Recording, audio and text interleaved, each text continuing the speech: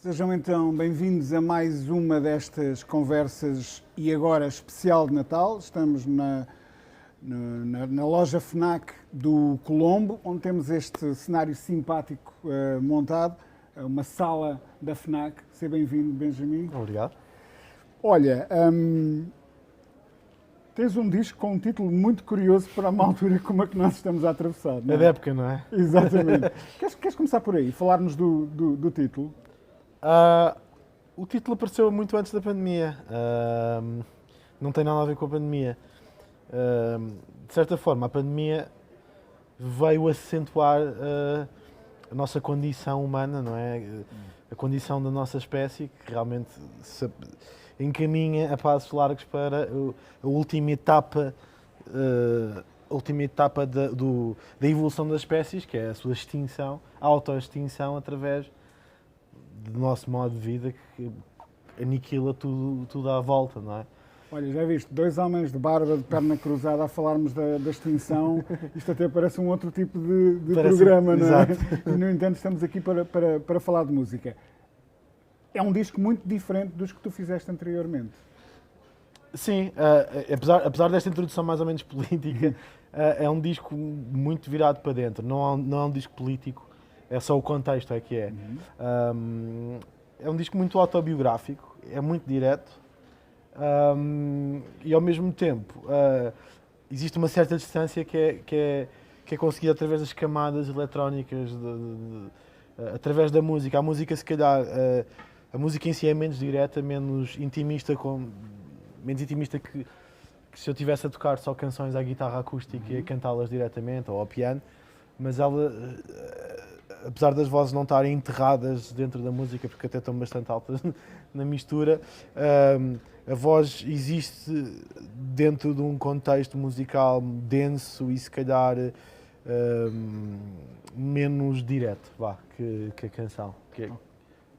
E voltando ao título, já percebemos que o título surgiu antes de toda esta questão da pandemia e que o disco, de alguma forma, é diferente do que tu fizeste antes, mais voltado para dentro, como tu dizes. Mas que via de distinção é esta? Quem é que está em vias de distinção? Os músicos, os artistas, a própria humanidade? Já percebi que poderia ser por aí uma referência. Não, este disco começou a ser escrito numa altura em que, num período da minha vida em que estavam a acontecer muitas coisas à minha volta. Um amigo meu ficou doente gravemente. Eu próprio andava a tentar descobrir o sentido para a minha própria vida, para a minha existência. Sim, andamos todos. Eu estava numa fase mais perdida, estou sempre a repetir esta lenga-lenga, mas um bocado aquela crise dos 30, estava solteiro, a viver rapidamente, um bocado afogado no turbilhão que era a vida antes do Covid, não é? Viver muito rápido, muitas festas, muita noite. E ao mesmo tempo eu abri um bocado a porta e deixar os sons da noite e a noite entrar dentro do disco. E é um disco muito noturno nesse sentido. E provavelmente por isso é que também dizes que é um disco muito diferente dos anteriores. Acho que é bastante diferente do Autorádio, certamente, o meu primeiro disco. Sim, os discos anteriores evocam até espaços abertos, viagem, movimento, e este aqui, de facto, é um disco, apesar de não ter sido essa a intenção, se calhar mais confinado. Não é? Sim. Mais voltado para dentro, até em termos de espaços físicos, não é? Sim. Vamos falar desse aspecto formal, porque de repente desafiaste a criar com instrumentos diferentes. Ao longo destas conversas, e já lá vão uns meses largos deste tipo de conversas, aconteceu com um par dos convidados aqui deste espaço falarmos de como há compositores que se desafiam de repente escrevendo num instrumento diferente do habitual. Foi o que tu fizeste aqui também, não é? Para mim isto foi um bocado um regresso à minha origem musical. Eu sinto que, de certa forma, este é o meu primeiro disco. É curioso, mas porque eu estudei música, eu estudei piano, sou muito mais ligado aos teclados do que às guitarras, apesar de a guitarra ser um instrumento muito mais prático e foi um instrumento que é um instrumento muito fácil, é fácil escrever à guitarra, É um instrumento fácil de transportar, é fácil ir de férias e levares uma guitarra, é fácil ir tocar com uma guitarra e cantar. Podes compor na praia, não Podes é? compor na praia, O podes compor... sintetizador já é mais complicado. Quer dizer, hoje em dia, se tiveres o sintetizador no iPad, também já dá, mas não é, mas não é a mesma coisa, não é? E eu era autodidata da guitarra e eu adoro tocar guitarra e toquei em bandas de rock e a guitarra, obviamente, é um instrumento muito importante na minha vida. Mas eu sempre andei um bocado à procura de como é que eu poderia voltar a meter o piano e as teclas dentro da minha música de uma forma mais clara e mais explícita. E isso só aconteceu quando eu consegui finalmente comprar um piano e voltar a estudar piano, ao fim de muitos anos sem ter piano em casa, porque quando fui para Londres não dava para ter piano em casa, depois quando voltei também não tinha piano já, e portanto eu precisei de voltar a ter um instrumento e de voltar a dedicar-me durante uns anos ao instrumento e depois... Que tipo de piano é que compraste? Se não é indiscrição. Não, olha, comprei um piano, tem que ter uma história curiosa, que é um Yamaha... Normalmente os pianos têm histórias Tem sempre curiosas, histórias. não é? Isso é a coisa interessante dos pianos, porque normalmente os pianos duram séculos, não é? E portanto já tem muita história. Este não tem séculos, mas é um piano que é um Yamaha CP70, que é um piano, deve ser dos anos 60, 70, que foi uma primeira experiência de eletrificar pianos, ou a primeira experiência comercial bem sucedida de eletrificar pianos para serem usados ao vivo. Então, eram os pianos, é um piano acústico, enfiado dentro de uma caixa, são duas caixas que se montam, e as cordas do piano estão dentro dessa caixa, portanto não produz grande ressonância natural, o que é perfeito para quem mora num apartamento, portanto, porque não tem muito Dá som. jeito. E tu ligas um cabo, e aquilo tem uns pick-ups, por baixo de cada corda tem um pick-up, e aquilo tem um som muito característico, é o som que se ouvirem o lança-perfume da Rita Lee, aquela introdução de piano, isso é CP70 clássico. Jorge Benjor, esse tipo de som de piano, que é um som que depois até ficou mais associado à fusão, já fusão, que depois começa a desencaminhar naqueles DX7, aqueles sons de piano já mesmo azeiteiros dos anos 80. A origem é nestes pianos. Azeiteiro para aí. É bom, azeiteiro, mas é bom. Azeite do bom, não é? Azeite do biológico. Bom, sim. E, portanto, e a história do piano é que este piano pertencia a uma... Ou melhor, desculpa interromper-te, há o azeite biológico e neste caso o azeite analógico. Este é muito analógico. Isto é biológico e analógico. Este piano, entretanto, era do Mário Feliciano, irmão do João Paulo Feliciano, dos anos da Pataca. E quando eu os conheci, fui produzir o disco da Márcia, em 2010, para aí. Este piano estava lá no estúdio, no 15A, e eu cheguei a gravar neste piano. E depois o B Fachada comprou este piano. E durante muitos anos ele teve este piano. E sempre que eu ia à casa dele, eu dizia, um dia, se tu quiseres, um dia que tu queres desfazer este piano, eu quero ficar com ele. E andava sempre a chateá-lo. E houve um dia que ele disse, por acaso estou a pensar em desfazer-me do piano. Perfeito, compro já. Vou já ali vender um rim e tratamos disso. Isso é outra história curiosa, porque isso foi numa altura em que uma canção minha, uma primeira single, foi escolhida para ir para uma novela. E todo o dinheiro que eu gastei, que tu ganhaste? Que eu ganhei nessa sincronização, foi, eu vou usar isto para uma coisa muito importante e muito boa. E comprei o piano. Metam músicas nas novelas para comprarem pianos a seguir. É? Exato. Muito bem. Mas neste caso, há essa ligação às teclas que está na tua origem, mas tu foste à procura de sintetizadores de uma determinada época, não é? E com uma determinada aura. Sim, e depois agora eu tinha um velho sintetizador, eu coleciono muitos teclados e a minha obsessão é mesmo... É engraçado porque... Então já não tens rins. Já não tenho rins. Exato, já os vendeste para comprar os teclados. Eu ando sempre à procura daqueles negócios e de teclados perdidos, tive assim umas sortes também. Mas é curioso porque realmente é o meu primeiro disco assumidamente de teclados. Com as canções escritas Com as canções todas escritas aos teclados. E a história deste álbum, a gênese dessa decisão é que enquanto eu acabei de gravar o meu primeiro disco, Autorádio, e o meu segundo disco, 1986, houve ali um período em que eu agarrei na minha MPC, que é uma caixa de ritmos, sampler, e nos teclados pequeninos que eu tinha, e andava assim numa fase... Qual é que tens a 2000? Tenho a 1000. A 1000. Aquela mais pequena. Mais moderna, sim. Sim, já não é assim tão moderno. Já não é assim tão moderno, é verdade. E comecei a gravar um disco só com tudo para dentro da MPC, porque aquilo podes gravar áudio lá dentro. E andei a gravar, durante, sei lá, 6 meses, e gravei um disco de música eletrónica, muito instrumental, muito poucas vozes. Vamos ouvir esse disco algum dia?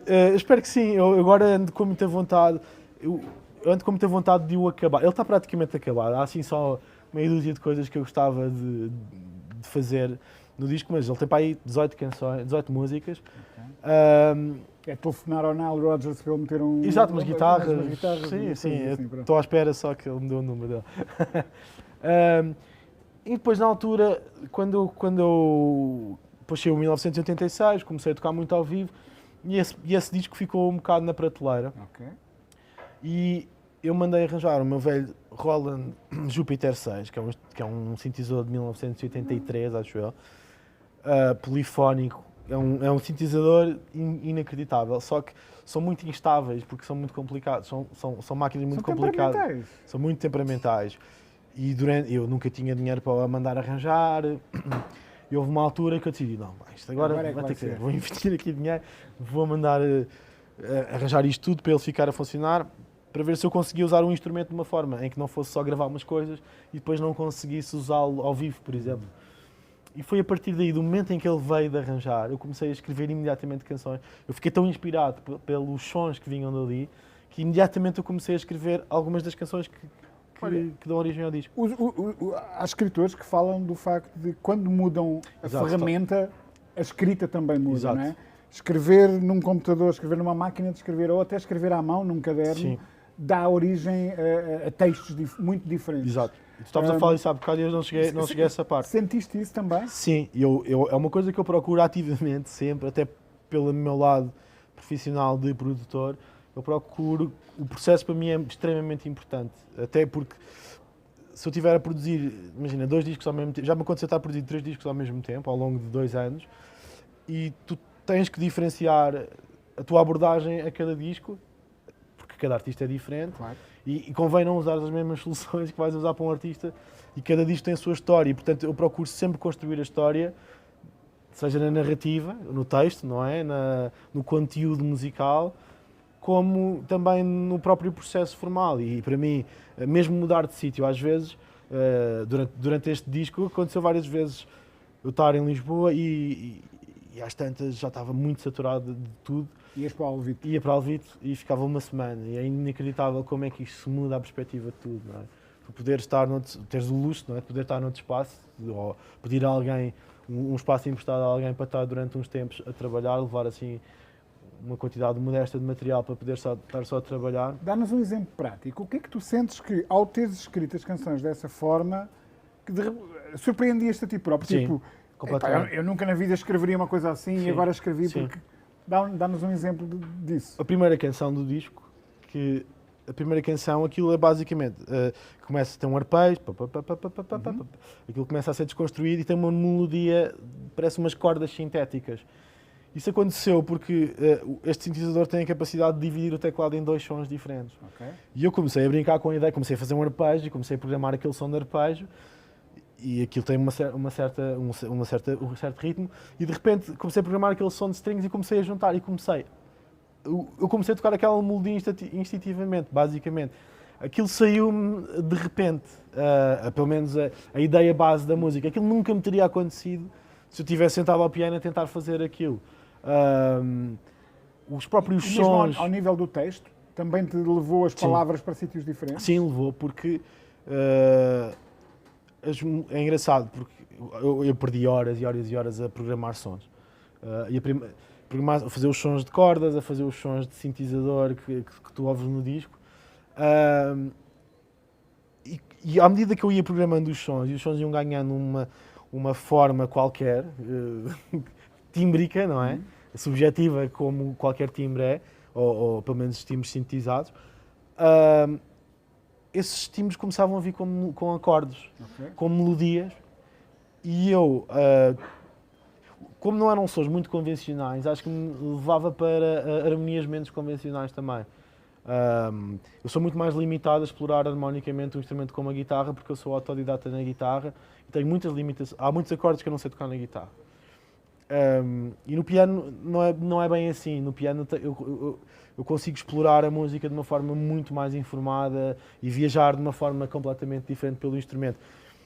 E isso aliado com estes sons que me estavam a levar para sítios que eu não sei bem descrever, eu deixava-me apenas levar por isso. E depois às tantas eu começava a cantar melodias que sem letra por cima, e as melodias também eram diferentes do... Já te diziam qualquer coisa? Sim, e isso obriga logo a mudar o texto. Já vinha... As canções têm esta característica muitas vezes que vêm com algumas palavras agarradas, não é? Ou algum texto agarrado. Ou uma ideia. Ou uma ideia, exato, ou um título. Ou... Há qualquer coisa que tu podes só ter uma frase e tu sabes o que é que aquela canção é, só que ainda não conseguiste pôr isso em palavras. Ou não conseguiste desenvolver o texto de forma suficientemente clara, porque ainda não conseguiste decifrar todos os enigmas da canção. Uau. Às vezes isso acontece. Às vezes sai tudo muito rápido, outras vezes muito lento. E a forma como eu explorei melodias e como é que isso influenciou o próprio texto da canção. Eu estava a ler há um ano atrás, precisamente, em dezembro do ano passado, eu estava a ler a autobiografia do Jeff Tweedy. E ele disse uma coisa engraçada, que não é de toda a maneira como eu escrevo canções, mas ele conta que ele faz as canções e mete as melodias e inventa palavras para a canção. E depois vai procurar as palavras que são mais ou menos parecidas. Vai pela fonética encontrar um sentido. Até começar a encontrar um texto e depois isso vai desenvolvendo o texto. Às vezes, algumas melodias trazem a fonética que tu sabes que queres para aquela melodia, para aquele ritmo, para aquela canção. O Alan Halloween um dia contou-me que era assim que escrevia as rimas dele. Pois. E faz muito sentido, E é o equilíbrio entre o texto fazer sentido e ser coerente e ser uma coisa que não seja só fruto do acaso de estares a cantar uma melodia com frases ao calhas, não é? Esse equilíbrio é que eu acho que é muito interessante de encontrar. Olha, e obviamente que tu só produziste o disco porque o Jorge Moroder não te respondeu aos telefonemas, não foi? Não quis. Como é que é? Porque normalmente eu já ouvi bandas falarem é importante para nós escolhermos o produtor certo porque o olhar exterior é muito importante para nós ganharmos perspectiva sobre o nosso próprio trabalho. Como é que se lida com... Tu tens dois chapéus no estúdio, o chapéu de artista e o chapéu de produtor. Tenho, mas não são assim tão... Às vezes os chapéus têm tamanhos diferentes. É complicado, é muito complicado às vezes.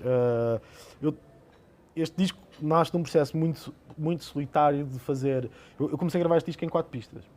Um cassete. Eu tinha uma pista... Isto é um dado... Já que estamos a falar de sintetizadores, é um dado interessante. Isto começou um bocado como meio hip-hop... Com um Tascamzinho, que é o equivalente. Sim. Com um Tascam de 4 pistas, cassete, nunca olhava para o computador e tinha a minha MPC, e a MPC sequenciava um sintetizador, um Mini Brute, que é um sintetizador normalíssimo aí, para fazer os baixos. O Júpiter fazia, portanto, pista de ritmos da MPC, pista de baixo do Arturia, e o Roland Júpiter, como tem dois sons. Como faz 2 sons, numa pista tens dois sons, e depois a 4ª pista era para a minha voz. E o disco começou assim. Chegou para os Beatles a dada altura também. Essa é exatamente a minha teoria. Essa é sempre a minha teoria. E até houve uma altura em que eu estava super entusiasmado com a ideia de fazer mesmo o disco em cassete, gravá-lo todo assim. Isto foi o primeiro impulso do disco. E depois houve um momento em que eu levei o disco para a minha banda e mostrei-lhes as canções e mostrei-lhes as ideias. E comecei a pensar, se calhar era interessante envolver músicos que toquem bateria, baixo, façam voz e toquem percussões ao vivo, a estas camadas eletrónicas, porque naquele momento o disco era puramente eletrónico, sintético, vá.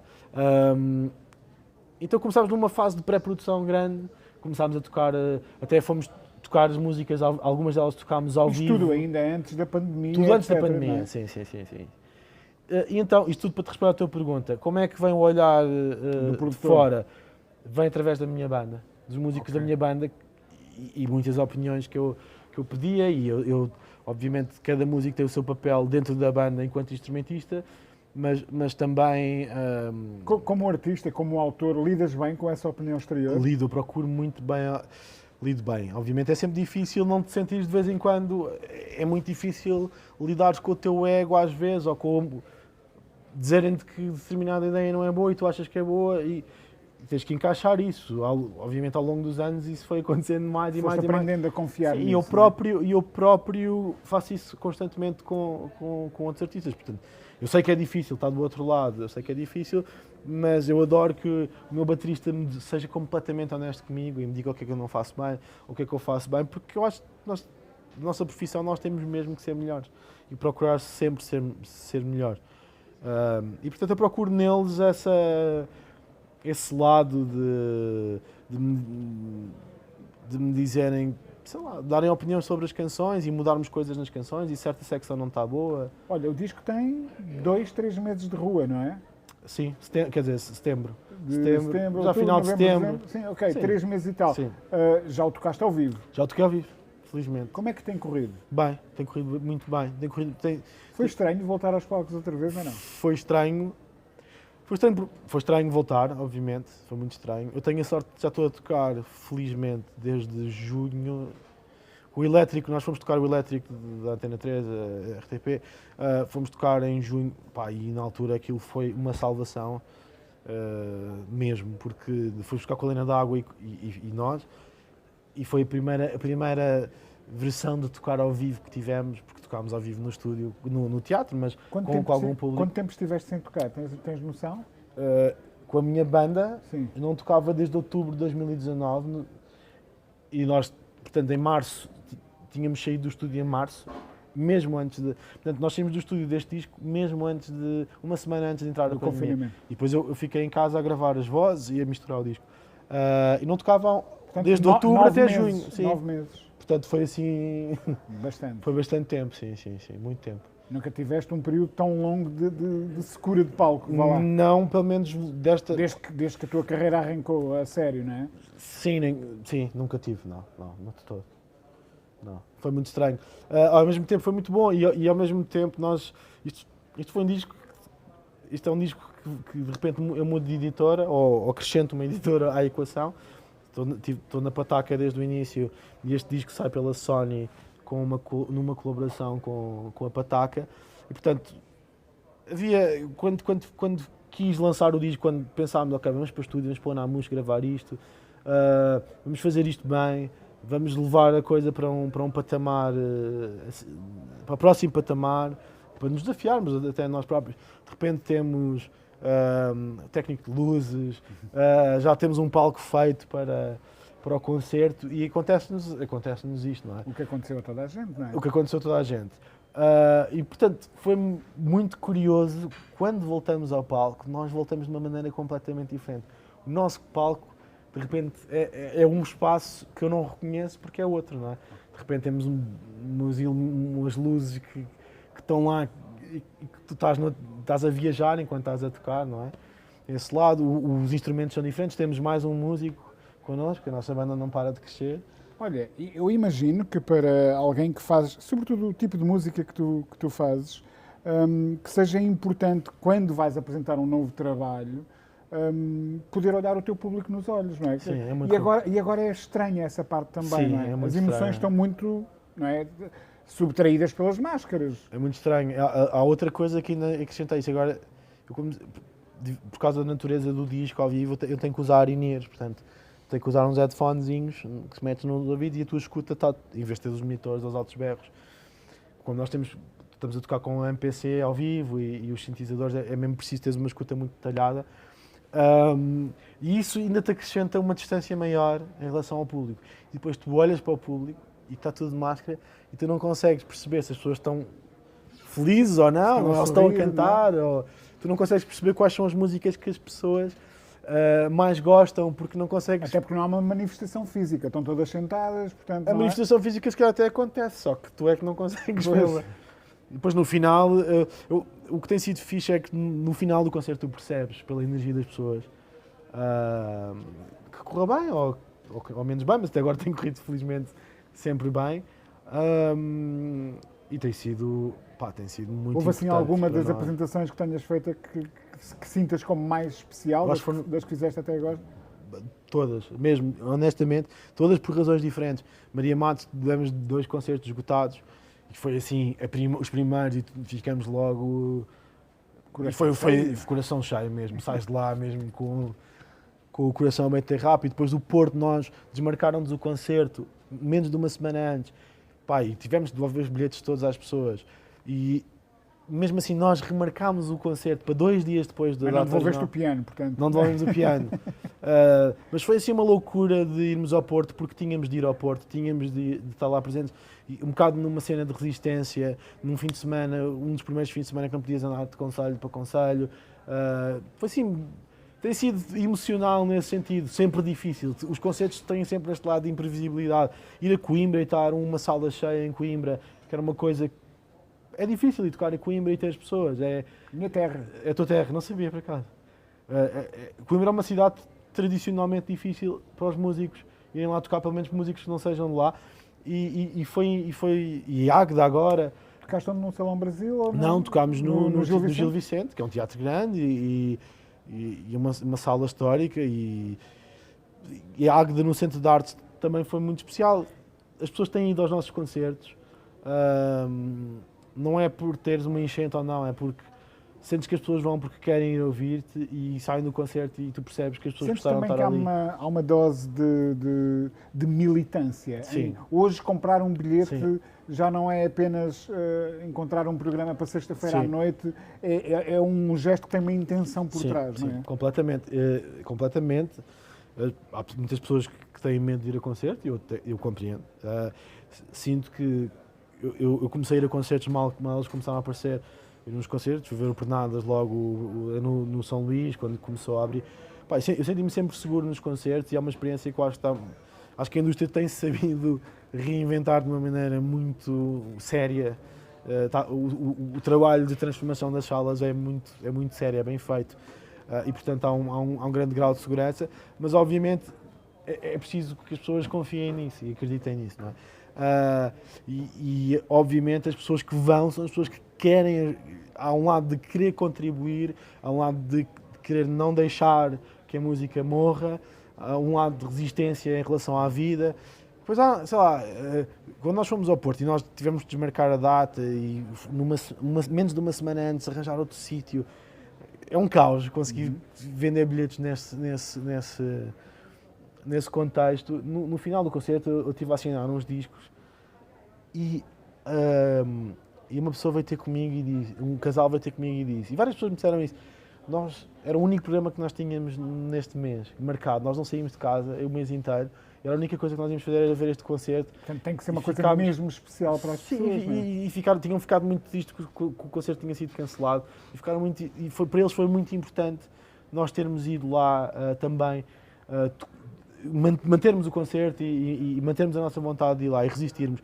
Tem sido um ato de resistência de parte a parte, tanto dos artistas que andam aí na estrada, os agentes que estão de cabeça perdida, a perder dinheiro. Não é? E nesse contexto de óbvias dificuldades para toda a gente, e sobretudo para artistas que, vá lá, eu acho que te podemos colocar naquela classe dos artistas que serão mais, e as palavras valem o que valem, alternativos, menos comerciais, Sim. se quiseres, e para mim isso são elogios. Sim, Portanto, não encares mal eu sempre me coloquei esses adjetivos. Sempre me coloquei um bocado nessa...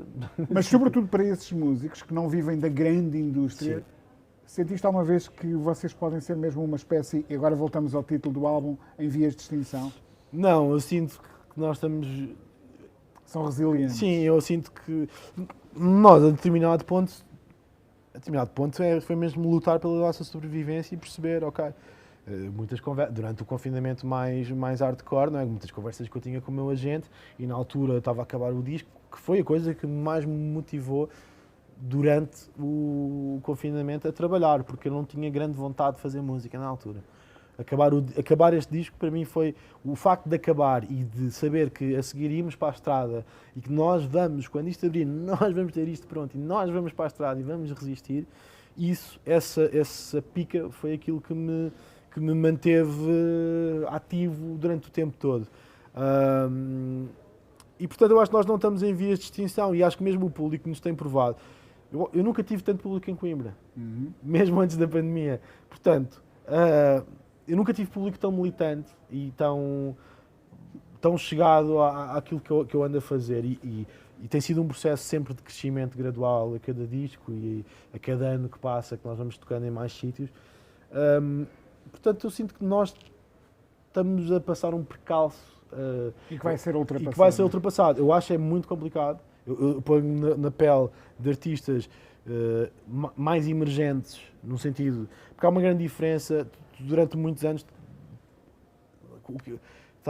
já tens algum público, mas teres realmente a conquista do público, em que o público é realmente muito fiel e vai-te ver, nem que seja um bocadinho de público, mas tens assim uma fatia que já te garante que tu vais tocar num sítio e que vais ter público. Teres isso é um trabalho de muitos anos, não é? E para uma banda que está a começar agora, eu imagino o quão difícil é. Vai ser muito complicado. É muito complicado. Como é que tu... Muita malta me diz, eu quero lançar o meu disco agora. Eu penso, quem é que vai pegar nisto? Quem é que vai... Se quer... Mas olha, nós estamos na reta final deste ano, deste ano esquisitíssimo. Sim. As notícias estão cheias, os telejornais estão cheios de notícias da vacina, Sim. etc.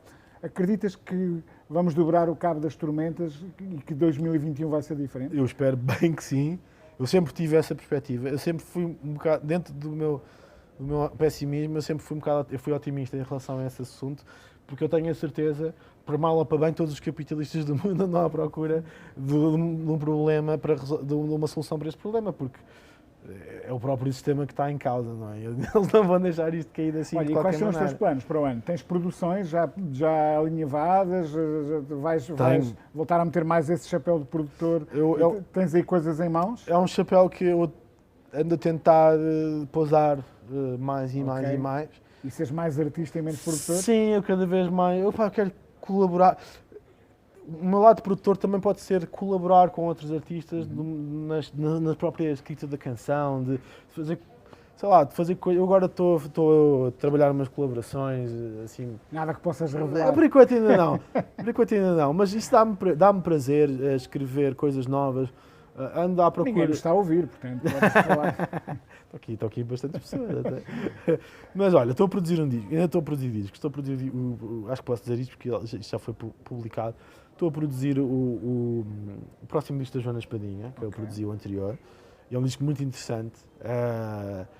Aliás, lembro-me de estares a falar desse disco num belo de um churrasco. Num jantar que nós tivemos à grande. É verdade. No Algarve. Bons tempos. Bons tempos. Já foi há muito tempo. Um abraço foi para há o público. 2 anos. Um abraço para o público. Exato. Tenho saudades dele. Então estás a fazer o próximo. Estou a trabalhar no próximo disco dela. É uma escritora de canções que eu admiro muitíssimo. Eu tenho um respeito tremendo pela Joana. A Joana, eu acho que é uma das grandes escritoras de canções e intérpretes do nosso país. E eu não estou a exagerar minimamente. Ela é uma força da natureza. Bem, então ela está muito grávida e nós fizemos. O bebê deve estar para nascer mesmo agora. E nós fizemos o disco na última semana de segurança. Em que ela ainda podia estar. E como imaginas, já está com uma barriga muito grande, um peso muito grande na barriga. E ela, durante uma semana no estúdio, teve sempre, cada take a fazer com uma energia inacreditável. É surpreendente, é uma lição mesmo. E depois tenho aí um outro projeto para o próximo ano do qual eu não posso falar porque ainda é secreto. Ok, muito bem. Olha, quero-te agradecer imenso por teres estado aqui. Ainda bem que não estás em vias de extinção, por ter estado aqui nesta conversa, desejar tudo bom para 2021 e para o que resta ainda de 2020. Igualmente. Que ainda não é como é que se diz, até ao lavar dos cestos ainda é mínima, é verdade. Portanto, ainda falta e vamos cruzando por aí. Fico à espera desse projeto secreto. Obrigado pelo convite. É isso. Muito obrigado. Mais uma das conversas especiais de Natal do E Agora. Mantenham-se sintonizados porque vai haver mais.